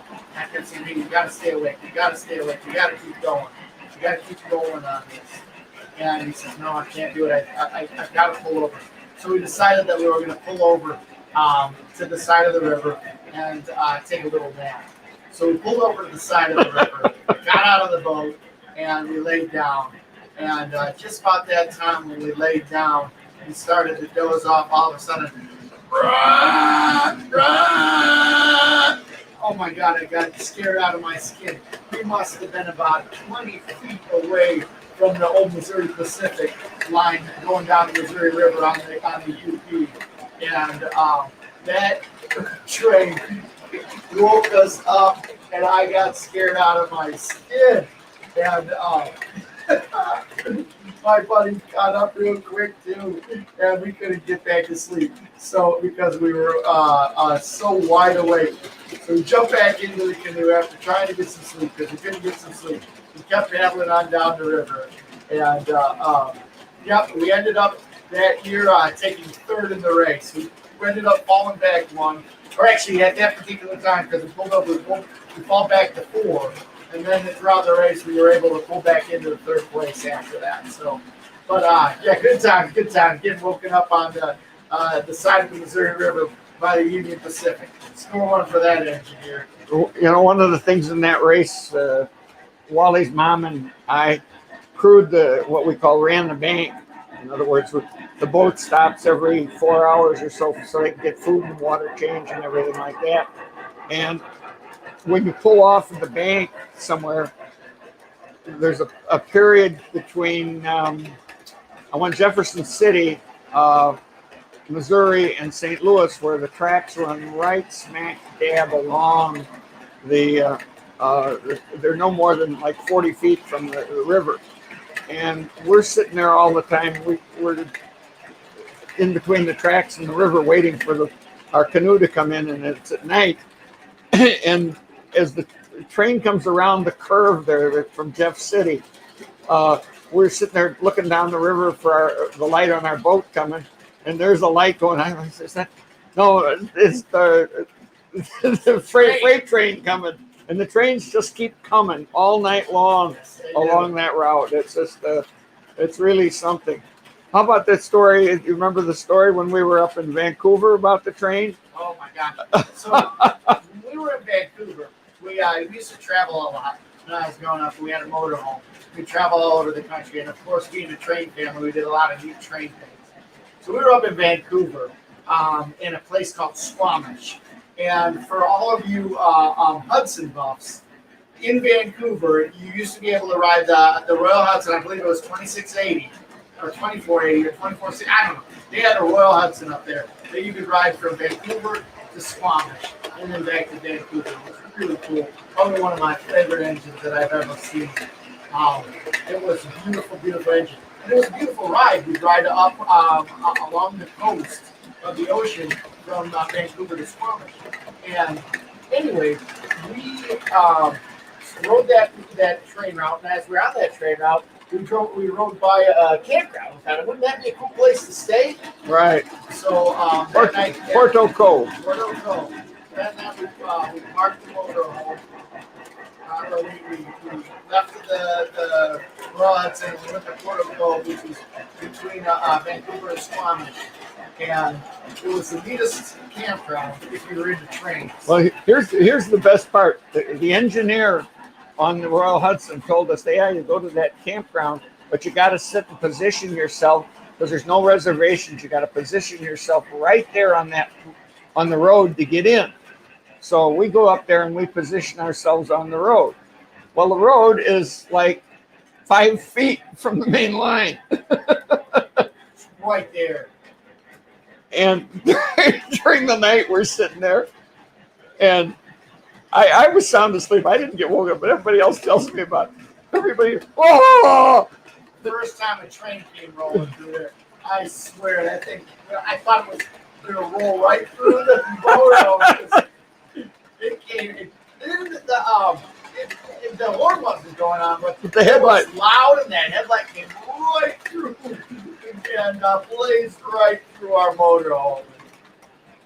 Good times. Good times. We sat there for a week in that campground, and every day as the Royal Hudson, we got to be pretty good friends with the engineer and firemen on the Royal Hudson, and they'd come by hanging out the with cab and everything, waving at us every day. Everybody in the campground said, "How do you guys know the train crew so well?" You know? Yeah. But that was a neat one. Unfortunately, when it came time to pass a boiler test, the Royal Hudson couldn't pass a boiler test, so now it's on static display out there. I don't know if they still run a tourist railroad. They probably do. It's just probably doesn't have that Royal Hudson that's pulling it. I don't think the British Columbia Railroad runs because they were running the RDC cars, remember, too, on there, and they sold the RDC cars. I'm not sure where the Royal Hudson went, but they quit all their passenger service that they had. They actually had a scheduled passenger train at that time too, so it was kind of interesting. Then we took another trip up there. Remember the second time we went up there, and we're going to ride the train, and no Royal Hudson. They had a little Alco switcher on the front of it. We called it the Royal Alco. Right. Oh, good times. So we've had a lot of good times with trains in our family, and you know what? On that, I think it's getting right about time when we start saying goodbye on the stream. We've been on for about 2 hours tonight. Grandpa, Dad, whatever you want to be called, OG. It's been great having you on the stream. I hope we can make this more regular occasion, get you on here rather than in place of George with George, so we can have all three of us. Oh, yeah, we got to have 2 Georges on. You know, they always say 1 George is good, 2 Georges is even better. Right. And for all of you that have hung with us through the stream tonight, thank you. I hope that you're going to have a great weekend. It's been fun enjoying trains. If you're from the Chicagoland area, make sure you make it out there to DuPage, because that's going to be a real good time seeing all the trains out there. And I got to give my speech once again. You know, stay at home was really tough. Everybody had to stay in. But we spent a lot of time working on trains, and a lot of us started firing up YouTube channels and making a lot of great content for YouTube channels. Let's keep that rolling along, guys. Let's keep this really nice one of the community together. Keep chatting. See everybody's trains or everybody's YouTube channels here, and check out the trains and the content that they put together on their YouTube channel. Keep the synergy going, guys, because it's really neat. And I'm telling you, so much good, so much fun can come out of this hobby that we've got here. I know in our family, it's something that binds us and brings us together. We have a good time with it. And I'm glad that you folks have decided that you'd like to spend some time with us and do trains with us. So on that note, everybody, have a great weekend. I know that we've enjoyed having you here with us, spending some time with us. Mom, if you're watching, thanks for bringing your china on the show. And George, if you're watching out there in California, hope you're having a good time out there with the mouse. So, anyway, any last words that you'd like to have up there? Well, thanks for listening to me and my stories. It's always kind of fun to tell them. I hope I haven't repeated any of the ones I told before on the show. I try to remember what I've talked about, but at my age, my memory is going like my body. But thanks again. As Wally says, it's really nice to. I'm like you guys every Friday night. I can't wait for those guys to come on, and I think you guys. I appreciate the fact that you guys hang with us and everything like that. So you take care now. All right, everybody. Good to have you. We'll see you around the roundhouse. Don't let the caboose hit you on the way out. There we go. All right. Well, all right, everybody. Have a great weekend. Happy Friday. We'll see you around the roundhouse.